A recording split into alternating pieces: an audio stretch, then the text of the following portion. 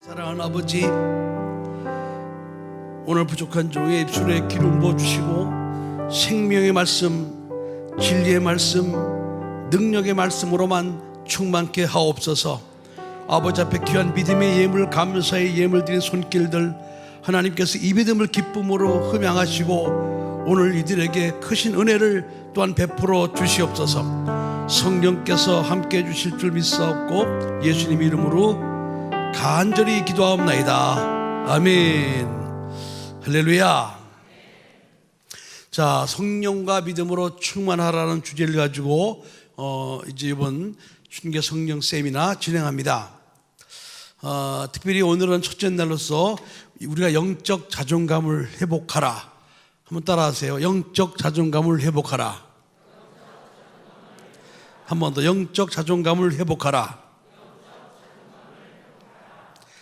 자, 오늘 사도행전 11장 봉독한 말씀은 당시에 그 스데반의 일로 인해서 이제 그 성도들이 전부 다 흩어지고 도망가고 정말 이제는 완전히 설 자리가 없을 그런 상황이 되고 말았습니다. 그럴 때 그 바나바라는 사람, 바나바라는 사도가 그때 이 안디옥에 와서 복음을 전하는데 그 바나바는 어떤 사람이냐? 성령과 믿음으로 충만한 사람이었다라고 말하고 있습니다.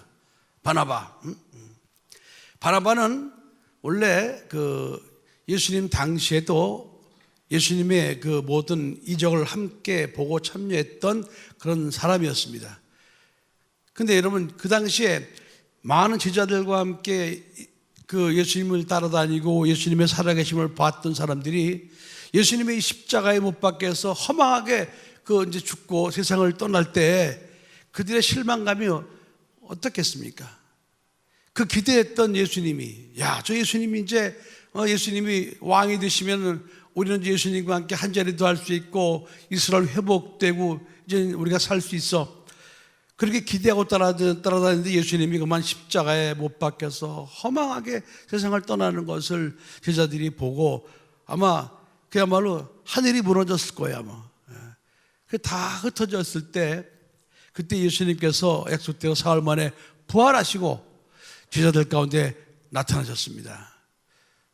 그 요한복음 20장 22절에 나타나신 예수님께서 제자들에게 숨을 내쉬면서 말씀하시기를 성령을 받아라 그랬습니다.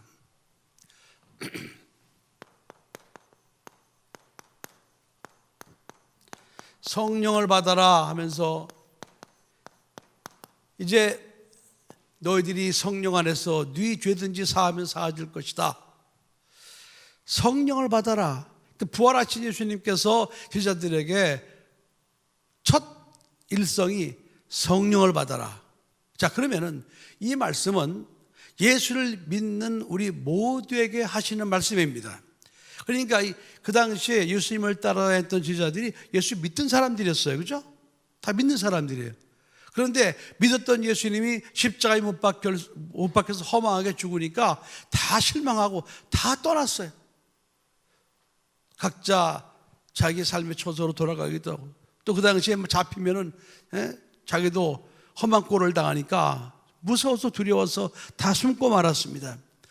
무서워서 두려워 숨어있는 제자들에게 나타나신 예수님께서 부활하셔서 나타나셔갖고는 첫 말씀이 성령을 받아라. 그러니까 예수를 믿는 사람들은 반드시 성령을 받아야지만 너희들이 살아갈 수 있다, 이 말씀입니다. 그러니까 성령을 받지 않으면 아무것도 할 수가 없는 거예요. 여러분, 예수 믿을 때 성령이 자동으로 받아지는 게 아닙니다. 예수 믿는 것과 성령을 받는 거는 다른 거예요. 그죠? 동사가 다르잖아, 동사. 예수는 믿어라. 이건 마음으로 믿고 입으로 시인하는 거죠. 성령은 받아라. 이건 성령은 내가 영접해야 되는 거예요. 그러니까 동사가 다르단 말이죠. 그러니까 예수는 우리가 마음으로 믿고 성령은 네가 네 속에 영접해라, 받아라. 그래서 성령은 반드시 받아야지만 우리가 하나님의 사람으로 살아갈 수 있어요. 자, 그럼 왜 성령을 받아야 되느냐? 여러분, 성령이 누군 줄 알아야 됩니다. 하나님은 삼위일체 하나님이죠. 그죠? 성부와 성자와 성령 하나님. 성부와 성자와 성령 하나님이 삼위일체 하나님 한 분이시란 말이죠. 3분. 그러면은 한 분이기 때문에 우리가 성부를 따로 보고 성자를 따로 보고 성령을 따로 보면 안 돼요. 성부 하나님 안에도 성자 성령님이 함께 계신 것이고, 성자 성령님 안에도 성부 성령님이 함께 계신 것이고, 성령 하나님 안에도 성부 성자 하나님이 함께 계신 거예요. 그렇기 때문에 성부와 성자 성령 하나님은 한 분이시기 때문에 이름도 하나입니다. 이름이 하나예요. 그래서 성부 성자 성령 하나님의 이름이 예수란 말이에요. 예수. 하나님의 이름 예수. 예수로 성부 성자 성령 하나님이 한 분이라는 사실을 우리에게 말씀하신 겁니다. 그래서 여러분들이 예수의 이름으로 기도합니다 할 때는 성부 성자 성령 하나님의 이름으로 기도합니다 이 뜻이에요. 예수의 이름으로 귀신아 나가라 이렇게 할 때도 성부와 성자 성령 하나님의 이름으로 귀신을 쫓아내는 거예요. 그러니까 여러분들이 그 예수의 이름이 이렇게 성부와 성자 성령 하나님의 이름이라는 사실을 먼저 믿고 있어야 돼요. 예수 이름은 단순히 사람들이 대부분 생각할 때 성자 하나님의 이름으로만 생각을 합니다. 그렇지 않아요. 예수라는 이름은 하나님 아버지의 이름이었어요. 하나님께서는 아들을 보내시면서 아들을 낳으리니 그 이름을 예수라 하라 그랬습니다. 그래서 이 땅에 오신 예수님께서 이제 요한복음 17장에 보면 여러 군데에 말씀하고 계시죠. 내가 아버지의 이름으로 너에게 왔음에 그랬습니다. 또 내가 아버지의 이름을 너에게 알게 하였고 또 알게 하리니, 예수님께서는 아버지의 이름으로 이 세상에 오셨고 또 아버지의 이름을 알겠다. 그래서 그 아들, 육체로 오신 그 아들 성자 하나님이 예수의 이름으로 오셨기 때문에 우리가 성자 하나님을 통해서 아버지를 알게 되었다 이렇게 말씀하시는 거예요. 그리고 성령님은 요한복음 14장 26절에 말씀하신 것처럼 아버지께서 내 이름으로 보내실 성령, 그가 너에게 모든 것을 알게 하고 또 생각나게 하시리라 그랬습니다. 이렇게 성부 성자 성령 하나님의 이름이 예수라는 사실을 여러분들이 믿어야 됩니다. 그래야 여러분들이 예수의 이름을 찬양할 때 아들만 찬양하는 것이 아니라 성부 성자 성령 하나님을 찬양하는 것이고, 여러분들이 예수의 이름으로 기도할 때 그 아들의 이름으로만 기도하는 것이 아니라 바로 성부와 성자 성령 하나님의 이름으로 기도하는 것이고, 우리가 예수의 이름으로 능력을 나타낼 때도 바로 성부 성자 성령 하나님의 이름으로 우리가 능력을 나타낸다는 사실을 여러분들이 믿고 있어야 됩니다. 그러니까 예수라는 이름에 성부 성자 성령 하나님의 모든 능력과 또 권세가 다 들어있다 이 말이죠. 아시겠습니까? 예수. 자, 그런데 보세요. 자, 성부 하나님은 영이시기 때문에 보이지 않잖아요. 그죠? 보이지 않아요. 근데 성자 하나님이 이 땅에 육체로 오셔서 우리가 볼 수 있었어요. 그런데 성자 하나님이 육체로 오셔서 이 땅에 오셔서 계속 같이 사시면 다 볼 수 있을 텐데, 성자 하나님은 이 땅에 오셔서 인간을 죄에서 구원하기 위한 그 모든 일을 감당하시고 하나님 보좌 우편으로 올라가셨단 말이죠. 그러니까 또 사람의 눈은 볼 수가 없는 거예요. 그죠? 그래서 예수님께서 아버지께 가서 보혜사 성령을 구해서 우리에게 보내주시는데, 그 보혜사 성령님은 또 영이에요. 그럼 보세요. 이 육체로 오신 성자 하나님은 육체에 제한이 있습니다. 그래서 육체로 오신 예수님이 인간을 죄에서 구원한다고 하시지만은, 구원받으려면 그 육체로 오신 예수님 앞에 나아가야 돼요. 예수님 만나야 돼요. 만나야지만 구원도 받을 수 있고, 만나야지만 치료도 받을 수 있고, 만나야지만 눈도 뜰 수 있고. 그런데 그러면 그분 앞에 나가서 만난 사람만 구원을 받을 수 있잖아요. 그럼 하나님께서는 예수 그리스도 안에서 믿는 모든 사람들을 구원하시는 것이 하나님의 뜻이었기 때문에 그 육체 제한을 뛰어넘은 이제 영으로 성령님을 보내주시는데 그 영으로 오신 성령님도 역시 마찬가지로 이름은 예수였다 이 말이에요. 그래서 영이기 때문에 영은 시간과 공간을 초월한다. 그래서 언제 어디서나 누구든지 예수 그 이름을 영접하면은 구원을 받을 수 있다.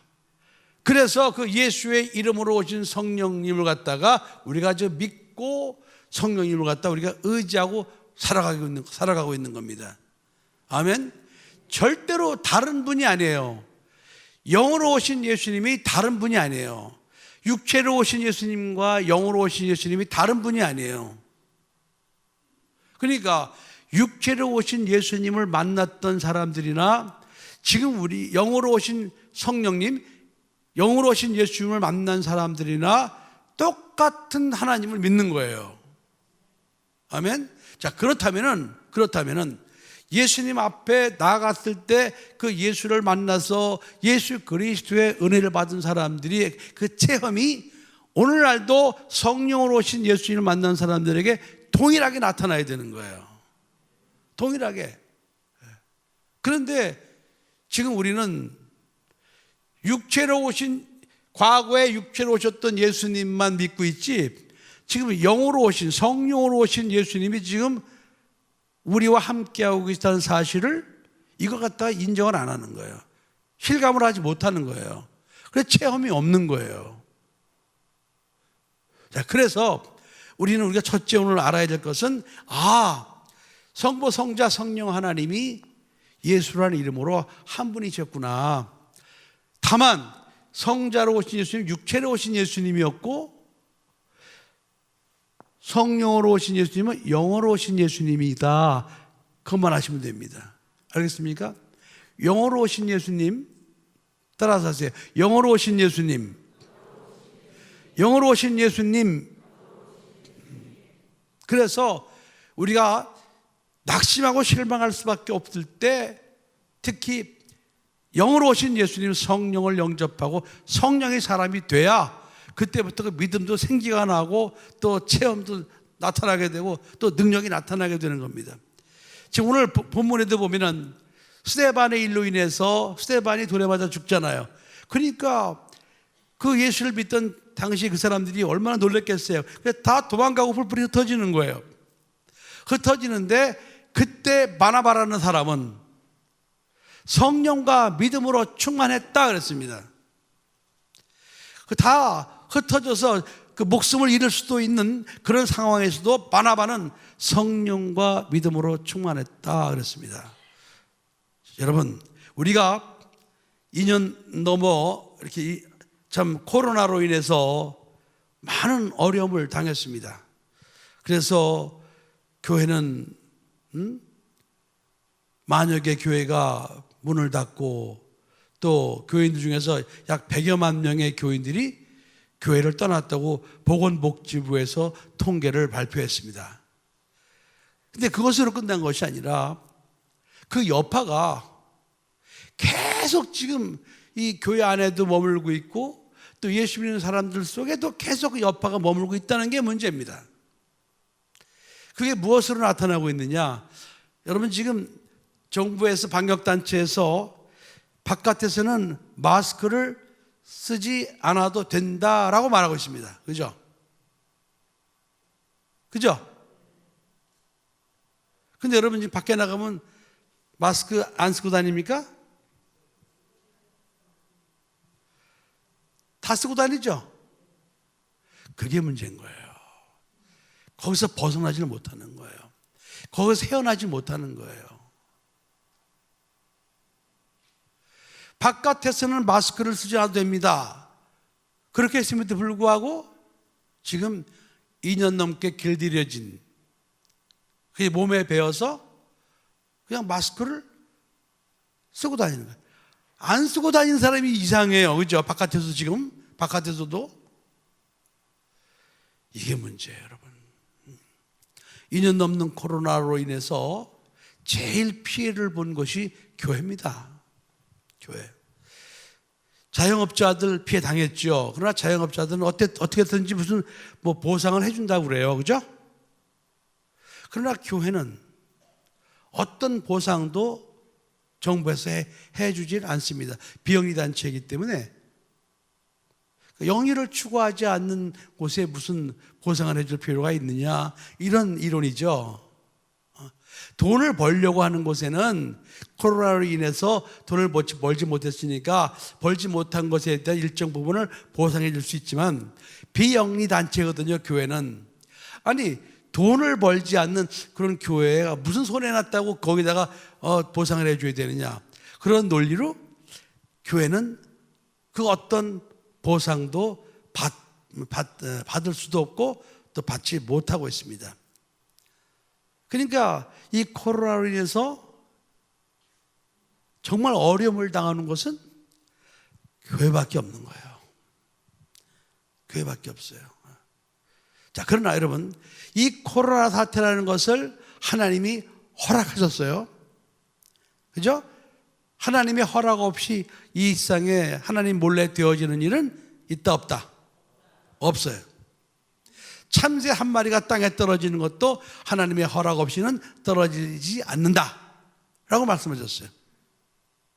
자, 그렇다면 하나님께서 이렇게 2년 넘게 전 지구촌에 코로나를 허락한 이유가 무엇일까요?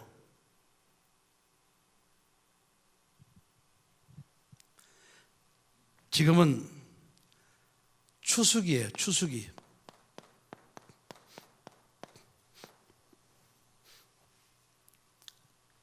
추수기. 여러분들이 코로나 사태를 당하면서 지금이 추수기라는 사실을 여러분들이 그걸 못 깨달으면 여러분들은 코로나로 아무런 이득을 얻을 수가 없어요. 추수기예요. 자, 그럼 추수 때 세 가지가 갈라집니다. 첫째, 가라지. 그 다음에 쭉정이, 그 다음에 알곡.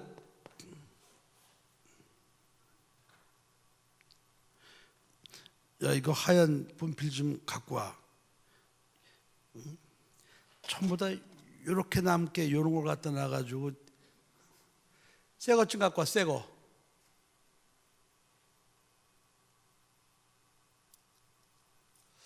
알곡. 이게 추수 때 벌어진 일들이에요. 자, 그럼 가라지는 무엇이냐? 가라지는 원래가 악한 자가 뿌려놓은 거예요.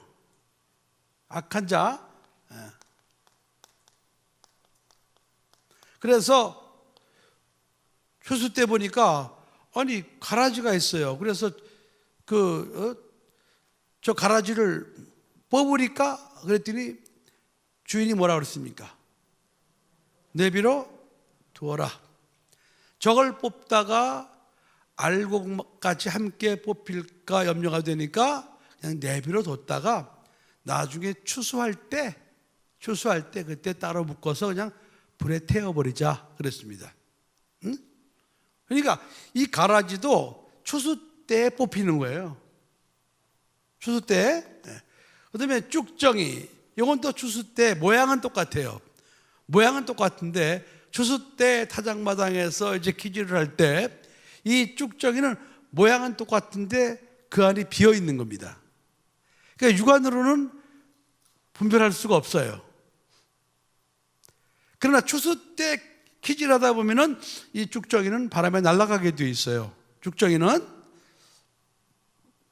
그리고 알곡만 안으로 들어오게 되어 있습니다. 이게 추수 때 구별되는 거예요.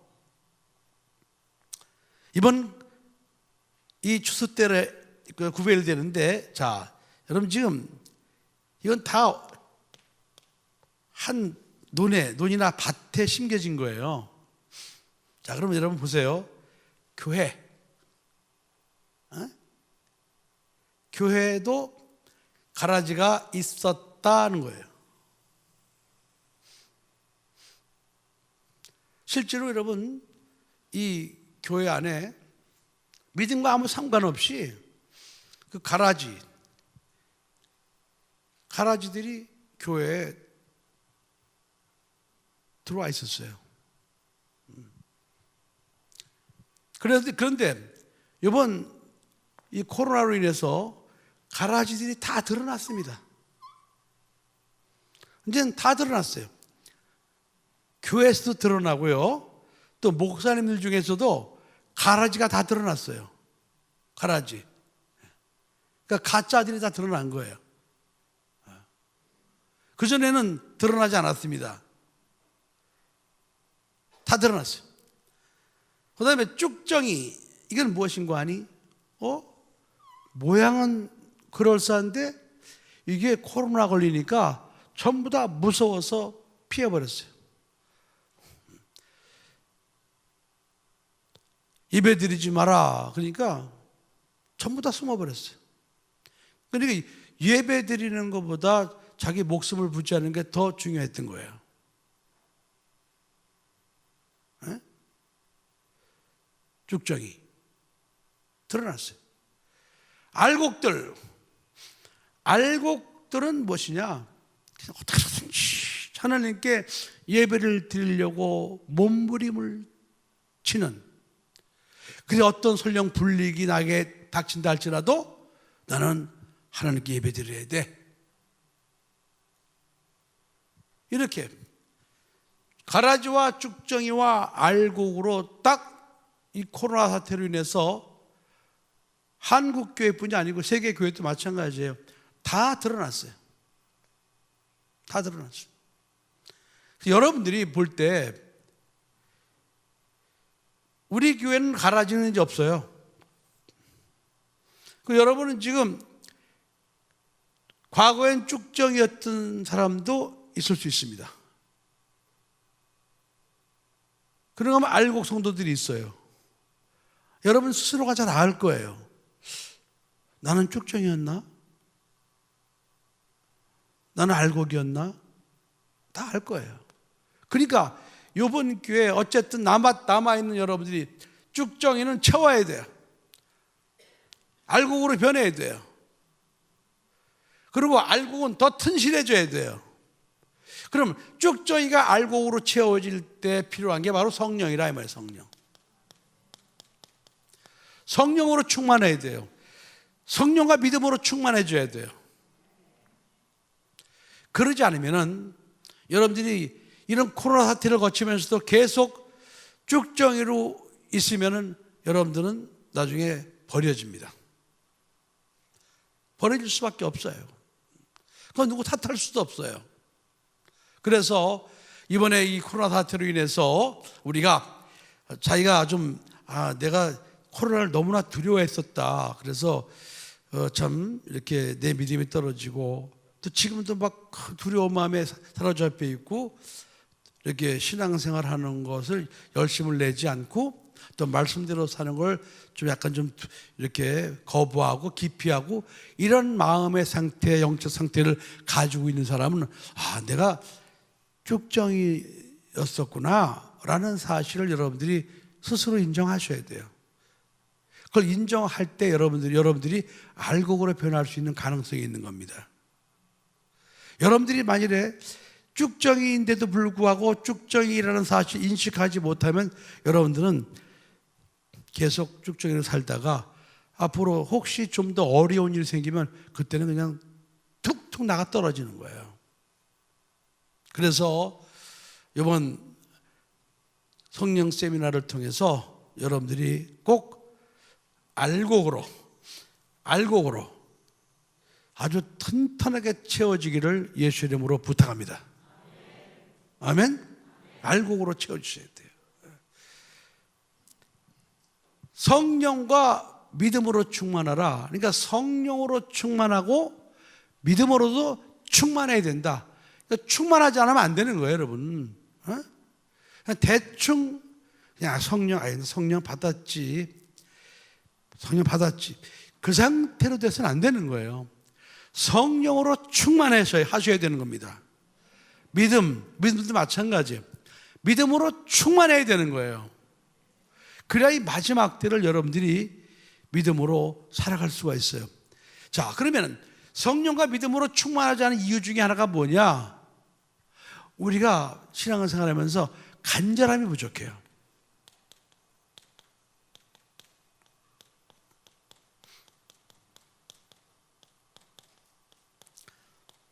영적 목마름, 간절함이 부족해. 내가 영적으로 살 것이다. 내가 알곡으로 살 것이다. 내가 끝까지 믿음을 지킬 것이다. 설령 나에게 불이익이 다가오고 나에게 고난이 닥친다 할지라도 나는 그런 고난 속에서 나는 내가 믿음을 지킬 것이다. 그런 간절함이 부족한 거예요. 이게 가장 큰 문제예요. 간절함이 부족하다. 그래서 앞으로 여러분들이 신앙생활 하면서 알곡으로 튼실하게 채워지기 위해서는 우리가 앞으로 영적으로 간절함이 있어야 된다. 간절함.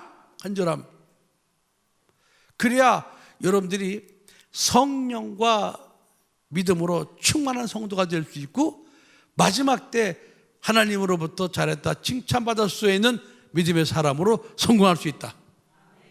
알겠습니까, 여러분? 연애를 해도 간절하게 연애를 해야 그 연애가 성공하는 거예요. 여러분, 공부를 해도 간절한 마음으로 공부를 해야 뭐가 될 수 있는 거예요. 이 간절함이 없으면 여러분 아무것도 이루어지질 않아요.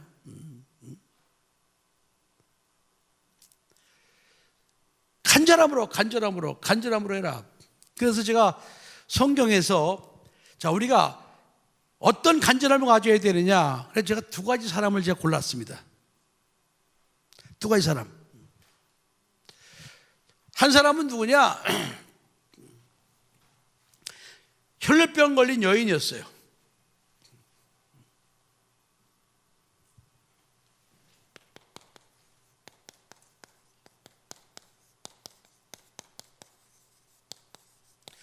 또 한 사람은 누구냐?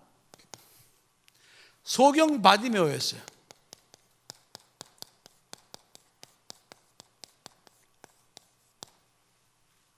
이 두 사람을 제가 골랐어요. 간절한 사람.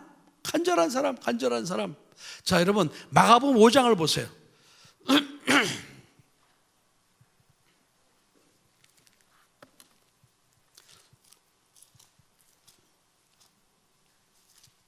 마가복음 5장에 보면은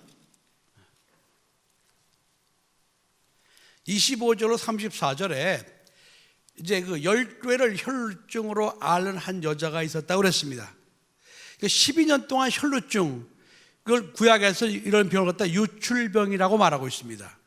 그러니까 몸에서 그 피가 계속 흘러내리는 병, 혈루병, 유출병 이렇게 말하고 있습니다. 그런데 이 여인이 많은 의인에게 많은 괴로움을 받고 있던 것도 다 허비하였으되 아무 효임이 없고 도리어 더 중하여졌습니다. 이 여인, 여러분, 이 혈루병 걸린 여인은요 12년 동안 몸에서 피가 나왔어요. 근데 여러분, 그러면 이 사람은, 이 혈루병 여인은 하나님을 믿는 사람이에요. 그런데 혈루병 걸린 여인은 영적 자존감이 하나도 없어요. 완전히 땅에 떨어진 거예요. 왜? 구약의 레위기 15장에 보면요, 이 유출병 걸린 사람은 저주받은 자다 이렇게 말하고 있습니다. 그리고 이 유출병 걸린 사람은 저주받았기 때문에 그가 만진 것마다 다 저주가 옮겨가기 때문에 사람들이 다 기피하는 거예요. 그 유출병 걸린 여인이 그 몸이 닿는 것마다 다 그 저주가 옮겨가는 거예요. 그러니까 유출병 걸린 여인은 가족과도 함께 살 수가 없어요. 혼자 살아야 돼. 뭘 만질 수도 없어. 왜 뭘 만지면은 그게 자기 저주가 옮겨가니까. 이걸 레위기 15장에 이 유출병에 대해서 쭉 설명하고 있습니다. 그러니까 무서운 병이죠. 무서운 병.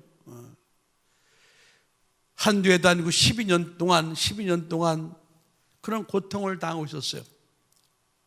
자, 그런데 이 12년 동안 고통을 앓던 여인에게 한 가지 희망이에요. 한 가지 희망. 한 가지 희망은 무엇인가 하니 자기의 그 저주를 담당해주고 자기를 저주에서 건져내줄 그 메시아. 자, 메시아. 그 구약 성경에 이 땅에 오리라 하신 그 메시아를 내가 이렇게 고통을 당하고 있을 때 그 메시아가 이 땅에 와서 내가 그 메시아를 만날 수만 있다면은 나는 이 운명 같은 저주에서 내가 벗어날 수 있을 텐데, 그 한 가닥 희망. 근데 여러분, 이 한 가닥 희망은 이게 가능성이 있어요, 없어요? 가능성이 있을까요, 없을까요? 거의 없죠. 하지만 이 여인이 가질 수 있는 한 가닥 희망은 그거밖에 없는 거예요. 딴 거는 희망이 없어. 다 잃었어. 다 버림받았어요. 그러나 이 여인이 그런 가운데서도 가질 수 있는 한 가닥 희망은 그 성경에 자기의 저주를 짊어지기 위해서 이 땅에 오시리라 예언되어진 그 메시아가 내가 고통을 당할 때 와서 내가 그분을 만날 수만 있다면은 나는 이 저주에서, 이 운명 같은 저주에서 벗어날 수가 있을 텐데, 그건 사실은 그냥 한 가닥 희망일 뿐이지 그게 이루어질 확률은 거의 없는 거예요. 거의 없어요. 언제 온다는 게 없으니까. 오신다고만 그랬지 언제 온다고 말씀을 안 하셨습니까? 하지만 그 혈루병 걸린 여인 입장에서는 그 희망밖에 가질 게 없어요. 그런데 그 한 가닥 희망이 자기 때 이루어진 거예요. 자, 여러분, 여기서 중요한 것은 어쨌든 이 여인은 한 가닥 희망이 있었다는 게 이게 중요한 거예요. 자, 여러분, 우리가 살아가면서 아무리 어렵고 힘들다 할지라도 끝은 아니다. 나는 살아날 길이 있다. 나는 일어날 길이 있다. 이 희망을 갖는 거하고 갖지 않는 거하고 큰 차이입니다. 어떤 사람은 그러잖아요. 이제 끝났어. 난 더 이상 이제는 아무것도 할 수 없어. 그리고 낙심해버리면 끝나버리고 맙니다. 그러나 자기 상황이 지금 아무리 어렵고 바닥을 치고 힘들다 할지라도 아니야. 그럼에도 불구하고 나에게는 한 가닥 희망이 있어. 한 가닥 희망을 갖는 거하고 갖지 않는 건 엄청난 차이가 될 수가 있어요. 근데 한 가닥 희망이 이루어진 거예요. 이 여인에게. 예수님이 오셨어요. 그 메시아가 오셨어요. 자기의 저주를, 자기의 혈루병을 대신 다 짊어지신다고 예언되어졌던 그 메시아가 온 거예요. 그래서 그 메시아가 와서 그 여인이 그 인파를 뚫고 가서 예수님의 옷자락을 만집니다. 옷자락 만져. 여러분, 얼마나 간절했겠습니까? 생각해 보세요. 얼마나 간절했겠습니까? 그 인파를 뚫고 들어가서 예수 옷자락을 만질 때 얼마나 손이 떨렸겠어요. 그죠? 그 옷자락을 만지는 건 이제 나의 저주를 대신 짊어지시겠다고 약속하셨던, 예언하셨던 당신이 그분이니까 이제 내 이 사람의 힘으로 능으로 할 수 없는 이 저주, 하나님부터 받은 이 저주의 혈루증, 이걸 이제 가져가세요 이 말이에요. 가져가세요. 예수님이 옷자락을 만진 거예요. 여러분, 그 혈루병 걸린 여인이 만지는 것마다 다 부정이 옮겨지게 돼 있어요.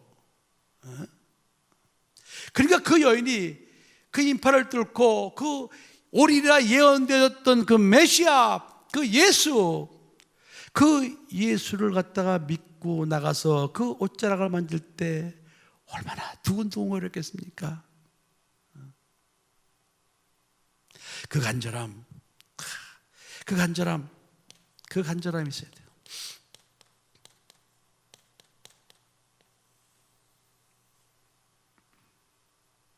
간절함. 저도 목회하면서 앞이 보이지 않고 깜깜할 때가 여러 번 있었습니다. 근데 만일에 하나님을 의지하지 않았으면 그냥 거기서 포기했을 거예요. 근데 우리말이 이런 말이 있잖아요. 하늘이 무너져도 솟아날 구멍이 있다. 하늘이 무너져도 솟아날 구멍이 있다. 지금 이렇게 앞이 보이질 않아요. 깜깜해요.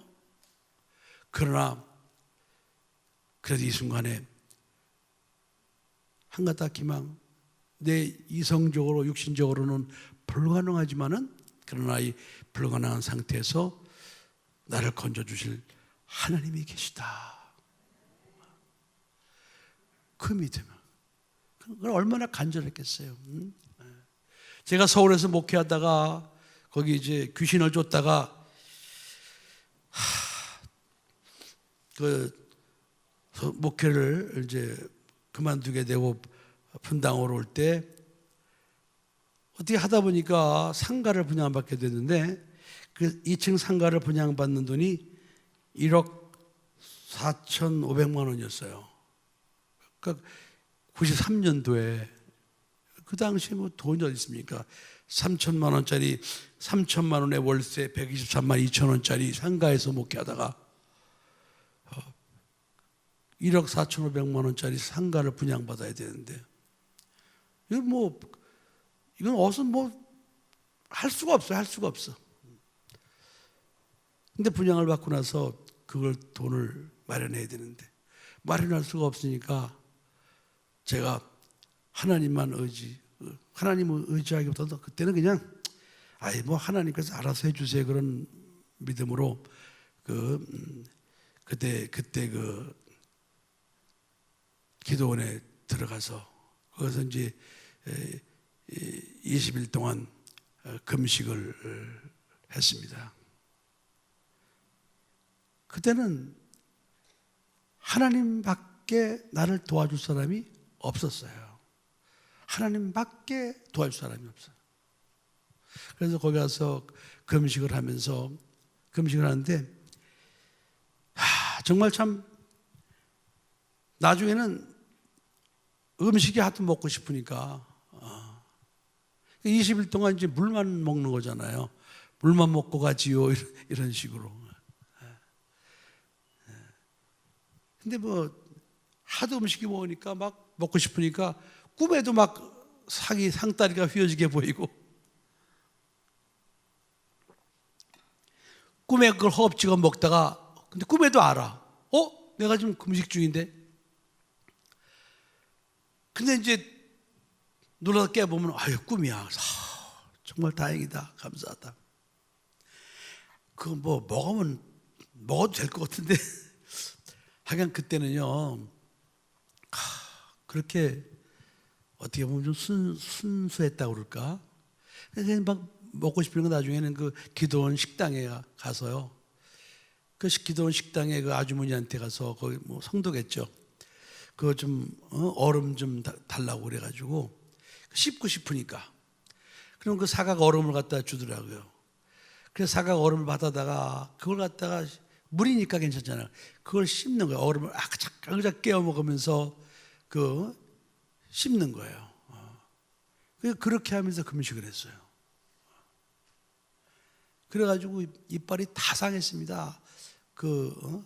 그래가지고 그 다음부터는 아이스크림을 못 먹었어요. 먹으면 쉬니까 막 쉬고.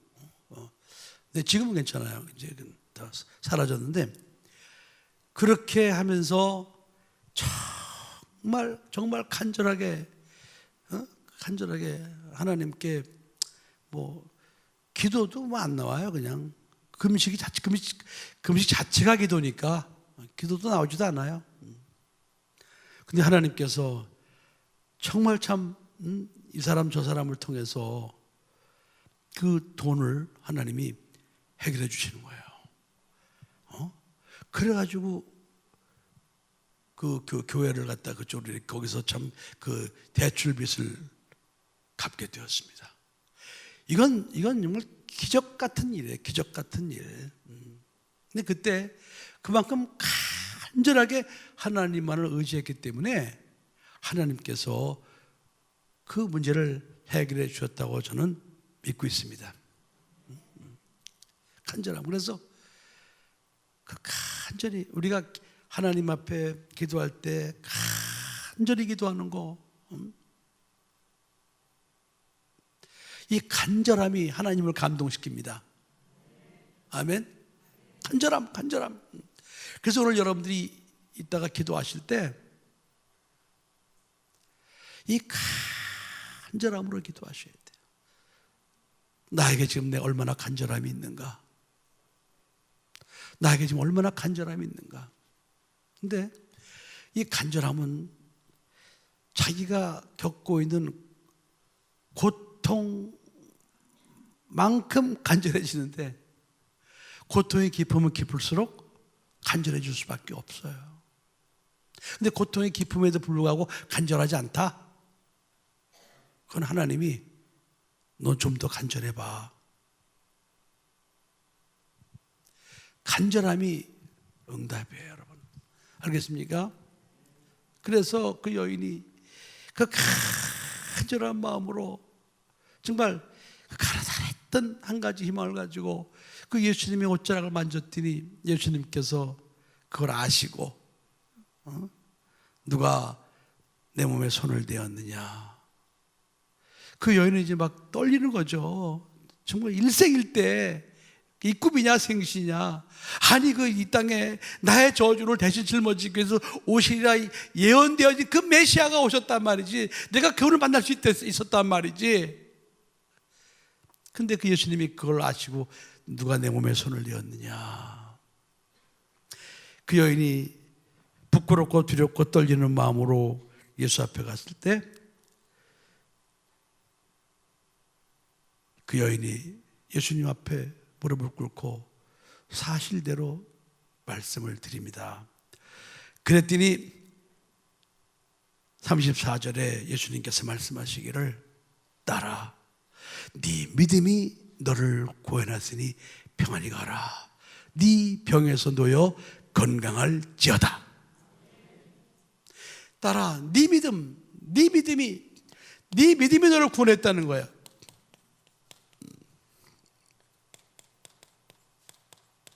그러면 여러분 여기서 이 네 믿음이라는 게 무엇이겠습니까? 여러분 오늘 성령과 믿음으로 충만해야 돼요.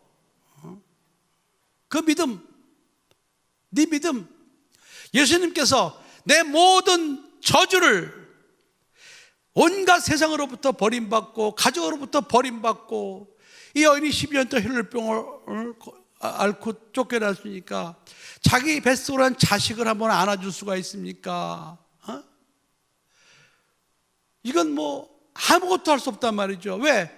자기 뱃속으로 난 자식이라도 자기가 만지면 자기 저주가 옮겨가니까 만질 수도 없어요. 아무것도 할 수가 없어요. 그러니 얼마나 고통을 겪었겠습니까? 그런데 이 여인은 그런 고통 속에서도 한 가지 희망, 내 이 저주를 대신 짊어지실 그 메시아만 오신다면, 내가 그분을 만날 수만 있다면 나는 이 저주에서 벗어날 수 있는데, 그 간절한 희망, 그 간절한 희망이 이 여인에게 이루어진 거예요, 여러분.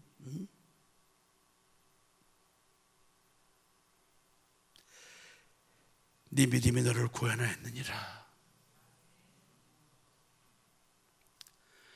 오늘날 우리 예수를 믿는 사람들이요 보면은 너무 간절함이 없어요. 너무 평안해. 근데 그 사람이 정말 평안해서 평안한 것이 아니고 믿음이 없어서 평안한 거예요. 간절함이 없어. 좀 기도할 때도 좀 간절하게 좀 기도하고 말이죠. 자, 그다음에 소경 바디메오는 날 때부터 소경이었다고 그랬습니다. 그 마가복음 10장으로 한번 가보세요. 그 46절로 52절에 보면 이제 이 바디메오의 말씀 얘기가 나옵니다. 자, 이 소경 바디메오 날 때부터 소경이에요. 중간에 소경이 된 게 아니에요. 날 때부터 소경이에요. 그러니까 이건 이건 낙심조차도 할 수 없어. 날 때부터 소경이니까.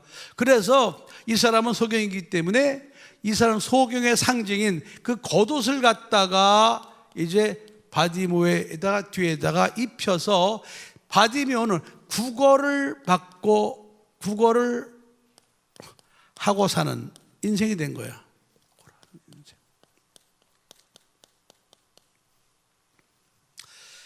유대에서는요, 유대 사회에서는 이렇게 자기 스스로 경제 활동을 할 수 없는 이런 사람들은 구제하게 되어 있습니다.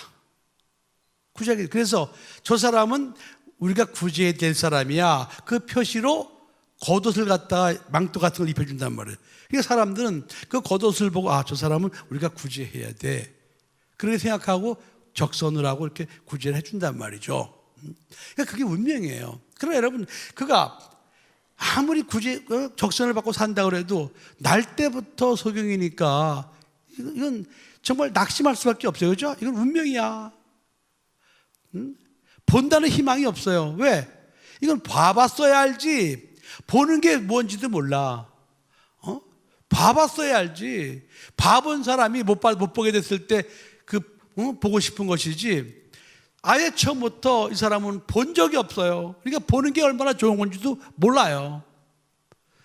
그러나 다른 사람에 의해서 본다는 게 무엇인지 알고는 있겠죠. 그래서 이 사람도 나는 저주받은 사람이야. 그런데 저주받은 사람이지만 이 소경 바디메오에게도 한 가지 희망이 있었던 거죠. 그죠?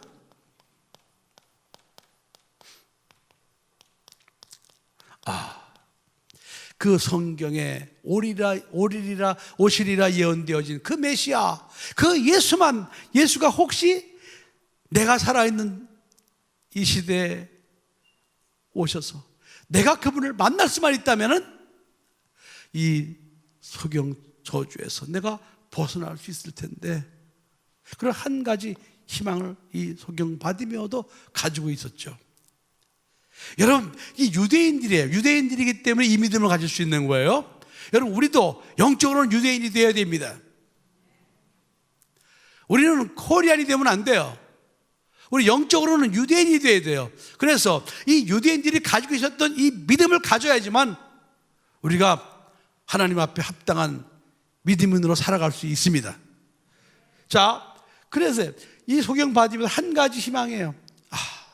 내가 날 때부터 소경인 것은 하나님의 저주받은 것인데, 그러나 어쩔 수 없지만 운명적인 것이지만 그래도 구약 성경에 이 세상에 와서 내 저주를 담당해 줄 그 메시아가 온다고 약속하셨는데, 하나님이 그 약속은 언젠가 이루실 텐데, 그 언젠가 이루시는 약속이 내 때에 좀 내가 있을 때, 내가 저주받고 있을 때 내 때 그 메시아가 오셔서 내가 그분을 만날 수만 있으면 내가 이 운명 같은 이 저주에서 벗어날 수 있을 텐데 하면서 한 가지 희망을 품고 있었다는 게 중요한 거예요, 여러분. 알겠습니까? 여러분, 우리가 영적인 유대인이 될 때 우리가 살아가면서 아무리 힘들고 어려워도 우리도 동일하게 이런 한 가닥 희망을 가지고 있어야 됩니다. 메시아만 만날 수 있다면. 그런데 예루살렘에서 여리고로 내려가던 예수님, 그 예수님이 지금 지나가고 있는 거예요. 여리고 지나가면 끝나는 거예요. 이제 거기서 지나가면 이제 못 보는 거예요. 그러니까 이 소경 바디메오가 얼마나 간절했겠습니까? 그죠? 그래서 이 소경 바디메오도 그때 이거 일생일대 그 서로의 찬스를 놓치지 않고 그 스쳐 지나가는 예수님 앞에 자기를 갖다가 알릴 수 있는 방법 뭐겠어요? 안 보이니까 목소리밖에 더 있겠습니까? 그래서 소리 질렀겠죠. 고래고래 질렀겠죠. 여러분, 다윗의 son 예수여 나를 불쌍히 여기소서. 메시아는 아브라함과 다윗의 자손으로 오시는 분이니까 당신은 그 오리라 예언되어진 그 메시아가 아니냐 이 말이에요. 그러니까 나를 좀 불쌍히 여겨주세요. 이 말은 뭐예요? 나를 위해서 대신 내 저주를 당신은 짊어지라고 오셨으니까 나를 불쌍히 여겨주셔서 내 저주를 대신 가져가 달라는 이 말이에요. 당신은 그가 찔리면 우리의 허물을 인하며 그가 상하면 우리의 죄악을 인함이라. 그가 징계를 받으면 우리가 평안을 누리고 그가 채찍에 맞음으로 우리가 나음을 입었도다. 당신은 그렇게 하기로 작정하고 오신다고 예언되어진 분 아니냐 이 말이에요. 당신은 우리를 위해서, 우리 허물을 위해서, 우리의 자유를 주기 위해서, 우리를 구원해 주시기 위해서, 우리를 치유해 주기 위해서 오리라고 예언되어진 그분 아니냐 이 말이에요. 당신은. 그러면서 소리 질렀던 거죠. 소리를 지르니까 그 소리가 예수님 앞에 들렸습니다. 그러니까 막 주변 사람들이 소리 지르지 말라고 시끄럽다고, 얼마나 크게 소리 질렀으면 그렇게 주변 사람들이 말렸겠습니까? 하지만 주변 사람 말리고 상관없어요.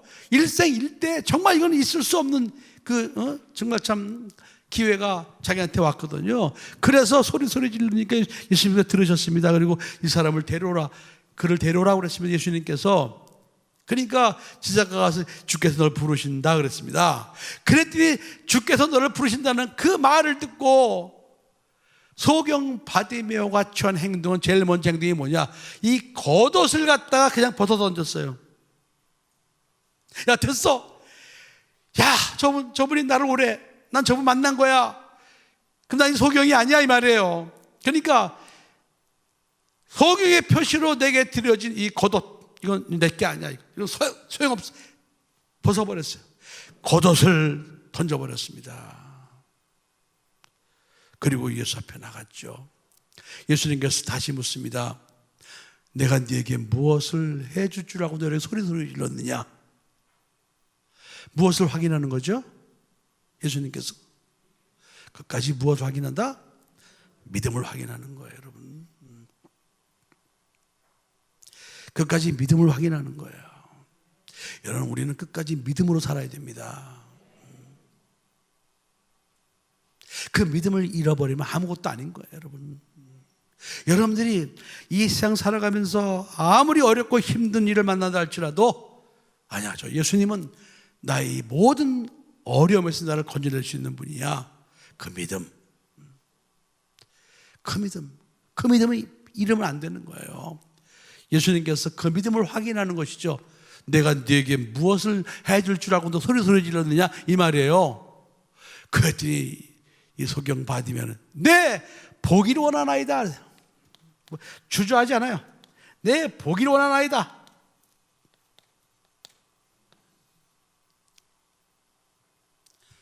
바디메오는 확실히 저 메시아에 대한 믿음을 갖고 있었기 때문에 그런 그 고백이 바로 나오는 겁니다. 네, 보기를 원하나이다.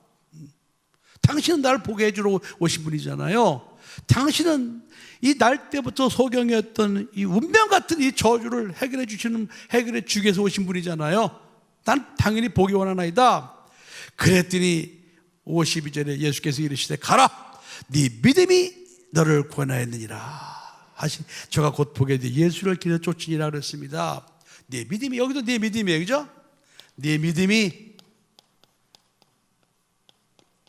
너를 보게 했다 이 말이에요, 여러분.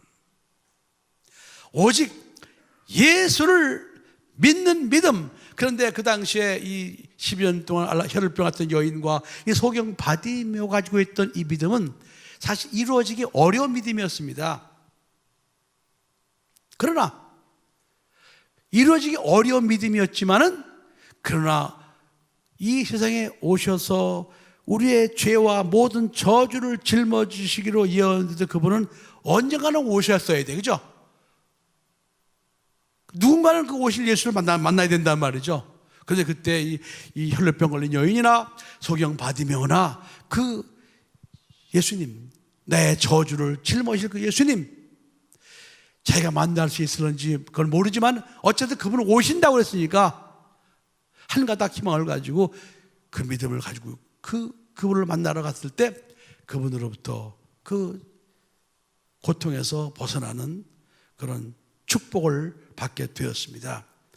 얼마나 간절했겠습니까, 여러분? 그렇잖아요. 근데 어쨌든 이렇게 여러분 이런 예수를 만나서 해결받는 이 확률은 굉장히 적잖아요.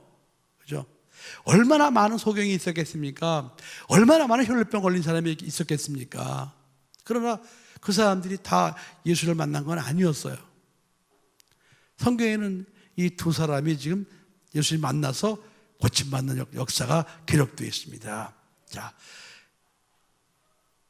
부활하시고 하나님 보좌 우편에 올라가신 성령님, 예수님이 올라가셔서 보혜사 성령을 보내주신 것은요, 이런 어려움에서 우리를 갖다가 건져주시기 위해서 영으로 성령님을 보내주신 거예요. 성령님은 시간과 공간을 초월하시는 예수님이십니다.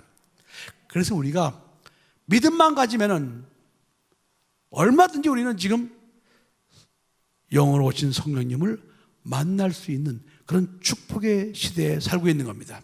그래서 성령을 받으라고 말씀하신 거예요. 자, 그러나 여러분들이 영으로 오신 예수님을 우리가 만날 수 있는데 중요한 건 뭐냐? 똑같이 우리가 성령으로 오신 예수를 만나기 위해서 우리가 얼마나 간절한 믿음을 가지고 있느냐, 얼마나 내가 간절한 믿음을 가지고 있느냐,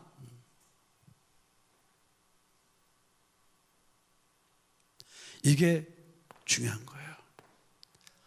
우리를 만나주시기 위해서 성령으로 예수님이 오셨지만은, 그러나 그 성령으로 예수님을 갖다가 얼마나 간절한 마음으로 사모하고 그 성령으로 예수님을 만나려고 믿음으로 나아가고 있느냐.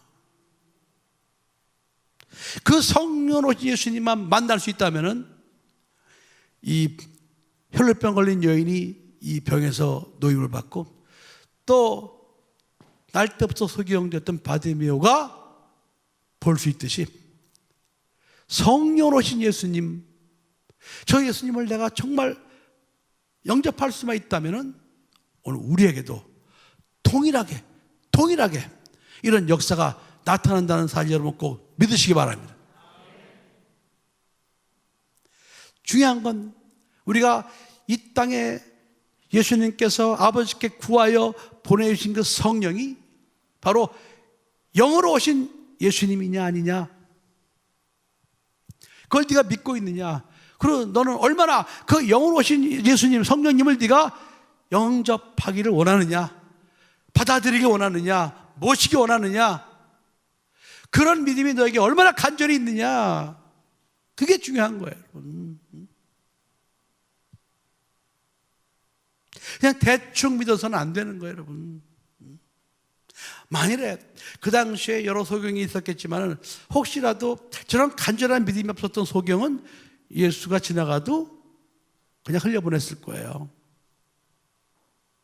그러나 여기 소경 바디메오는 저 예수님이 바로 나의 저주를 해결해 주시기 위해서 이 땅에 오신 성경의 오리라고 예언되어진 그분마저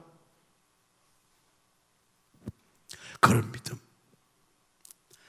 당시에 병 걸린 사람도 많았고 예수님 당시에 소경도 많았고 문둥병자, 중풍병자 많이 있었지만은 그러나 그 사람들이 다 예수의 은혜로 해결받은 것은 아니었습니다.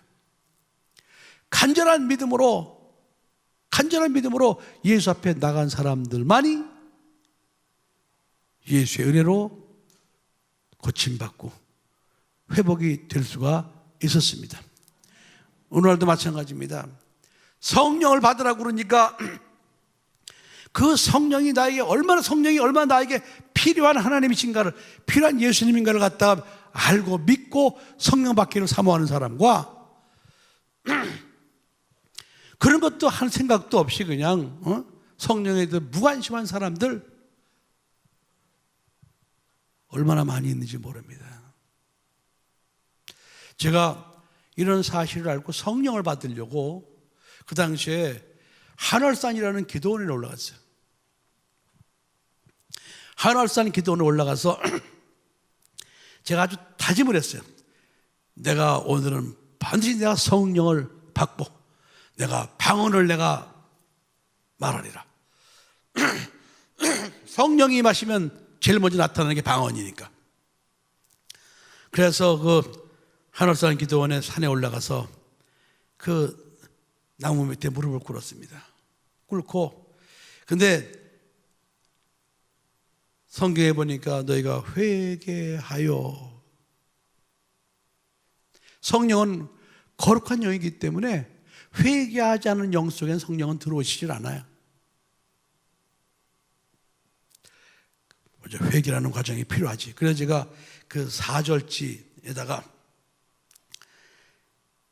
제가 살면서 저질렀던 죄, 생각나는 죄에 대해서 쭉 적기 시작했어요. 1, 2, 3, 4 쭉 적었어요. 근데 머리가 좋아서 그런지 생각나는 죄가 69가지가 나더라고요. 생각나는 죄가 69가지 썼는데 그 다음부터 생각이 안 나는 거예요. 그래서 70 하고 생각나지 않는 모든 죄 딱 그랬어요.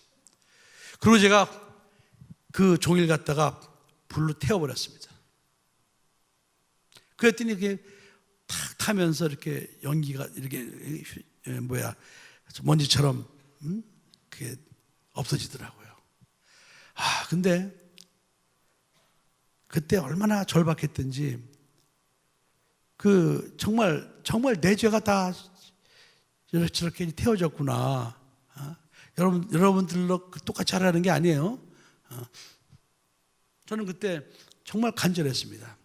그래서 그때부터 이제 무릎을 나무 밑에 무릎 꿇고 기도를 하는 거예요. 근데 그때부터 어떤 일이 벌어지는 거 아니? 정말 이 회개가 터지는데요. 회개. 그러면서 기쁨이 넘쳐요. 그리고 감사가 넘쳐요. 그래서 그 막 산을 굴르면서 기도를 하고, 그리고 이제 제가 제 입에서 방언이 나왔습니다. 그러고 나니까 정말 신천지예요. 신천지. 이만희가 아니고 세상에 달리 보이는 거예요. 다른 세상이 펼쳐진 거예요. 나뭇잎이 흔들리는데 나뭇잎이 내게 인사를 하는 거예요. 새들이 노래하고 하다못해 굴러다니던 그런 무슨 나뭇잎 또 꽃, 돌멩이 다 이뻐요. 사랑이 제 마음속에 들어왔어요. 제가 그때부터 이제 이렇게 신앙 안에서 하나님만 의지하고 지금까지 이렇게 살아오게 된 것입니다. 간절함. 그래서 저는 제 마음속에, 제 영속에 이렇게 혈루병 걸린 여인이나 바디메오가 그 만났던 예수님에 대한 그 감격이 제 심령 속에 있어요. 그래서 항상 저는 성령님이 저와 함께 계시지. 그래서 제가 기도할 때마다 성령께서 함께 하심을 감사하며, 항상 저는 제 안에 계신 성령님을 제가 항상 의식을 하고, 성령님이 제 안에 함께 계시고, 제가 하는 일에, 제가 하는 말 속에 성령님이 늘 함께 하신다는 사실을 제가 늘 입술로 시인하고 고백합니다. 항상 성령님이 제 안에 계시니까, 인격으로 오신 예수님이.